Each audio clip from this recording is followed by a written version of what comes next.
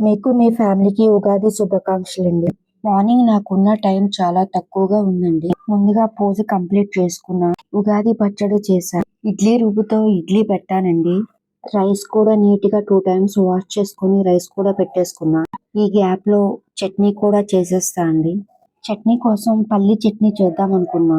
వెంటనే టమాటా చట్నీలోకి షిఫ్ట్ అయిపోయా. అప్పుడప్పుడు ఇలా చేంజ్ అవుతూ ఉంటుంది. మీకు ఎప్పుడైనా ఇలా అనిపించిందా? అలా అనిపించినట్లయితే కామెంట్ చేయండి. టమాటా చట్నీలో నువ్వులు వేసుకుంటే టేస్టీగా ఉంటుందండి. పచ్చి కొబ్బరి కూడా వేసుకున్నా. టమాటాలు అయితే బాగా మగ్గాయండి. స్టవ్ ఆఫ్ చేసి 5 నిమిషాలు చల్లారనివ్వండి.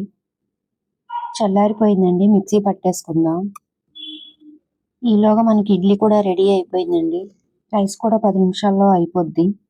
టమాటా మిక్సీ పట్టడం అయిపోయిన తర్వాత పోపు అయితే పెట్టేసుకుందాం. ఇప్పుడు చట్నీ పోపు పెట్టేసుకుందామండి. టమాటా చట్నీ రెడీ అయిపోయింది. ఇప్పుడు పిల్లలకైతే టిఫిన్ అయితే పెట్టేశాను.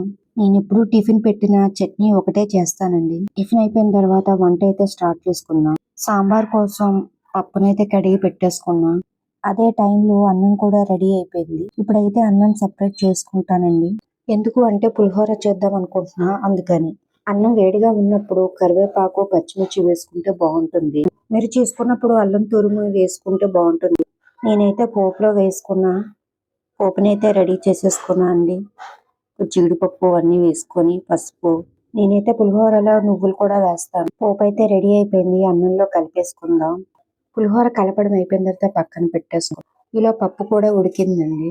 ముందుగానే సాంబార్ కోసం అన్ని తరిగి పెట్టేసుకున్నా. నా దగ్గర అయితే బెండకాయలు వంకాయలు ఉన్నాయి. వాటిని వేసి ఒక 5 నిమిషాలు కుక్ చేసుకున్నాం. స్టవ్ పైన అయితే ప్యాన్ పెట్టుకొని అప్పడాలు అయితే ఫ్రై చేసుకున్నాం. అలాగే బంగాళదుంపలు కూడా ఫ్రై చేసుకున్నాం. ఇప్పుడైతే పప్పులో వేసుకున్న ముక్కలన్నీ బాగా కుక్ అయ్యాయండి. ఉప్పు కారం వేసుకొని చింతపండు రసం వేసుకున్నాం.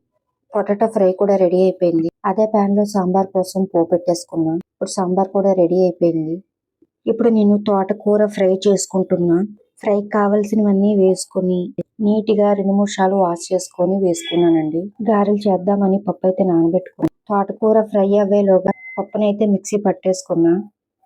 గారెల రుబ్బు అయితే రెడీ అయిపోయింది. అందులో కొంచెం జీలకర్ర వేసుకొని బేకింగ్ సోడా కొంచెం వేసుకొని బీట్ చేయాలి. తోటకూర అయితే రెడీ అయిపోయింది. పక్కన పెట్టేసుకున్నా. గారెల కోసం కడాయి పెట్టుకొని ఆయిల్ అయితే వేసుకున్నా. ఈ విధంగా చిన్న చిన్నగా గారెలు అయితే వేసుకున్నా. టైం అయితే 12 అయిపోయింది. ఈ విధంగా అన్ని వేసుకున్నాను. గారెలు కూడా రెడీ అయిపోయాయి.